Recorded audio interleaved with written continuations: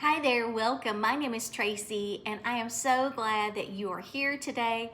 If this is your first time watching one of my videos, I'm so excited you found me, and I hope that you will come back and visit again. If you have watched my videos before, welcome back. I'm so happy that you are here, and drop in the comments where you are watching from today. So in today's video, we're going to be talking about Exodus chapters 27, 28, and 29. So let's get started with chapter 27. So in this chapter, we see plans for the altar of burnt offering. We're still talking about things that were coming together as far as the tabernacle. We see plans for the courtyard, and we see the light for the tabernacle. So let's talk a little bit about what was significant about the altar of burnt offering. That's the first thing that is mentioned in today's chapter. Now, my footnote says that this altar of burnt offering was the first thing the Israelites saw as they entered the tabernacle courtyard.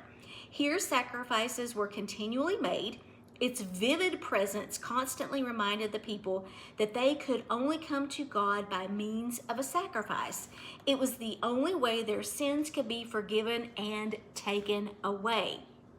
And if we think about this, it had significance, and it also has significance in our lives today. Before anything else, they had to deal with their sin. That should also be true for us. In our lives, we don't have to, or we don't build a spiritual life on appearances or routines. Instead, we start with surrender and repentance. And you guys, this can happen at any time during our Christian journey. I can give you a personal note about myself. I have been dealing with some frustrations with former people that were in my life, and I really just wouldn't let that go. And our preacher preached a wonderful sermon this Sunday, and the sermon was actually about being offended, but it led into letting things that offend us go. Why do we continue to hang on to that angerness, that bitterness? And you know, when I decided over the weekend to just let some things go, I immediately felt a shift and began to see a shift in my own spiritual life. So I encourage you, if you're hanging on to any bitterness or anything that is just, as my husband Chris likes to say, living rent-free in your mind, let it go. We're gonna be like Frozen, Elsa. We're gonna let it go. Something else that I wanted to mention was about the lamp. The lamp had to stay lit continually. Pure olive oil was required so that the lamp would burn all night, every night. And something we need to remember is this light was constant. It wasn't occasional. In our spiritual lives, we can run on occasional motivation, I need to say we can't run on occasional motivation. We have to keep fanning the flames. And how do we fan the flames? We can do that through our daily habits. Congratulations, you are fanning your flame when you watch videos like this or you read and study the Bible. We need this to be steady, continual. We can't just do this for a season and then put our Bibles away and let it gather dust. We need to give ongoing attention to God and to the status and I guess you could say well-being of our spiritual life. So we too need to continue fanning those flames.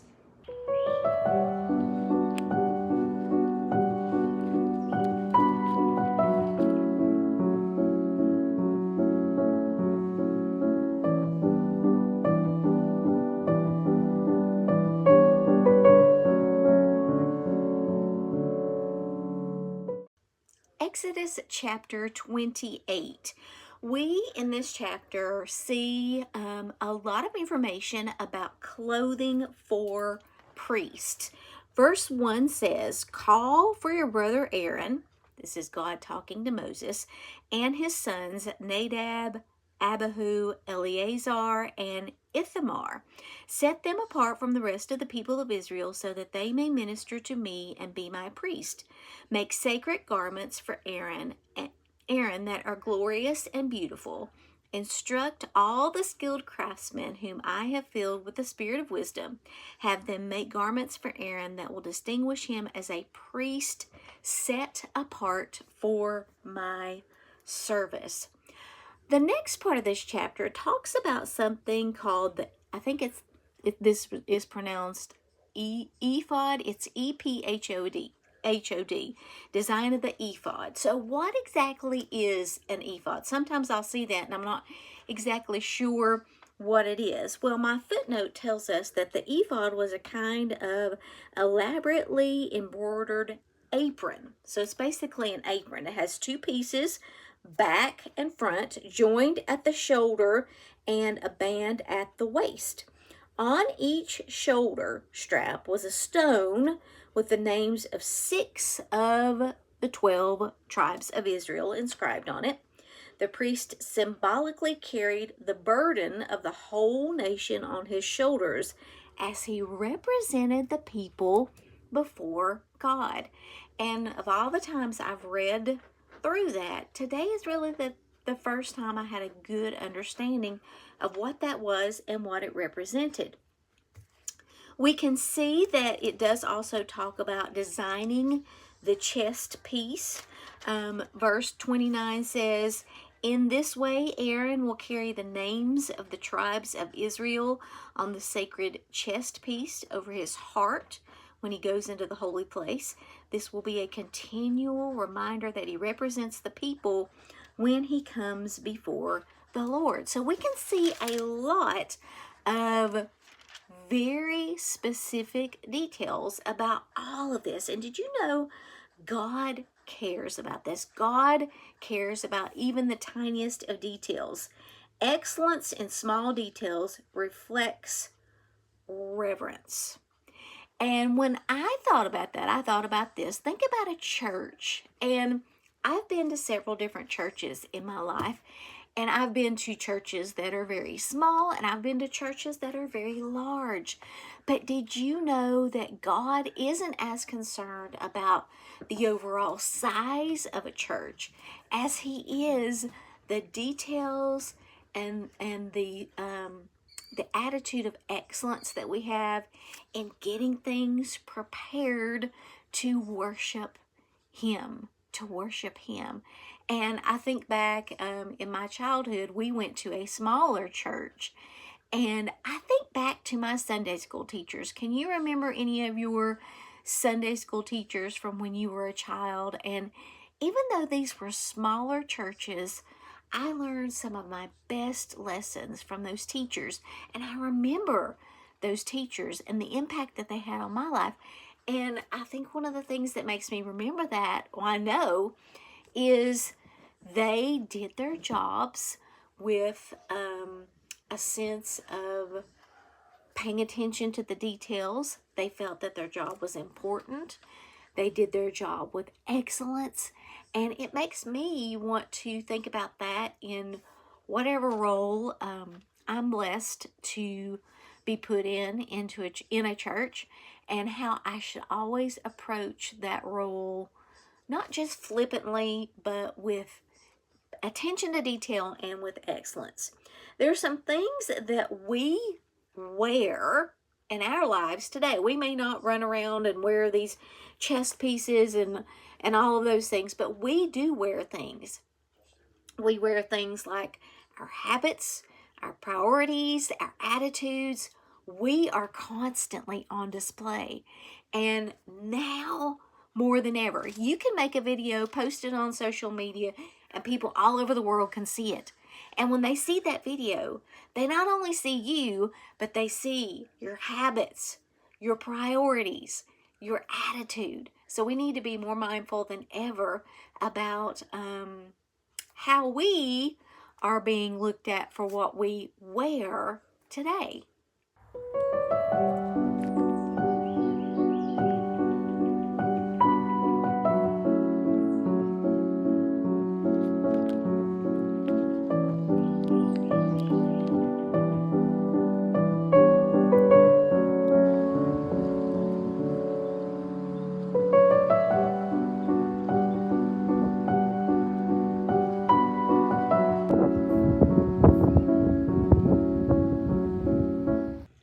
Exodus chapter 29 is all about the dedication of the priest. The chapter starts with this sentence. It says, "This is the ceremony you must follow when you consecrate Aaron and his sons to serve me as priests." So we know that Aaron and his sons were going to be priests. Now, as you read through this chapter, if you're like me, you probably notice that there's a lot of blood and talking about organs and pieces and parts of the body of these bulls and rams, and it's not always a pleasant chapter to read, but it is an important chapter. I wanted to share with you why they went into such great detail with these types of ceremonies. One of the reasons is quality control. My footnote says that a centralized, standardized form of worship prevented problems of belief that could arise from individuals creating their own worship practices. So they wanted these practices to be the same across the board. Also, it differentiated the Hebrews from the pagan Canaanites. So those are two important reasons why there were specific things they had to do in these ceremonies. Now, this goes back to the whole idea we were talking about in the previous chapter of worship, taking worship ceremonies seriously and investing in the details, the small details. Let me read to you verse 37. Verse 37 says, "Purify the altar and consecrate it every day for 7 days. After that, the altar will be absolutely holy, and whatever touches it will become holy." There was an overwhelming emphasis on the holiness of God. Everything from the priest to their clothing to the tabernacle, the sacrifices had to be clean, all carefully and thoughtfully prepared to be in God's presence. But think about how we worship today. We tend to take God for granted. Sometimes we rush into worship with almost a casual irreverence. But we worship the Almighty Creator and Sustainer of the universe. Remember that profound truth when you pray or worship and come before Him with reverence and repentance. So I want to hear your thoughts. How do you feel about worship? Do you feel like we have become too laid back, too relaxed as a society when it comes to our worship services? How do you feel about that? Do you think that the small details are in fact important? And I would love it if you would drop that in my comments below. Thank you guys again so much for watching this video. I hope that it gave you a little insight that maybe you had not thought about previously. I want to invite you to please subscribe to my channel. It really helps out my channel. Also, if you can like and share this video with a friend, I would greatly appreciate it. Have a great, wonderful rest of this day, and I'll see you next time.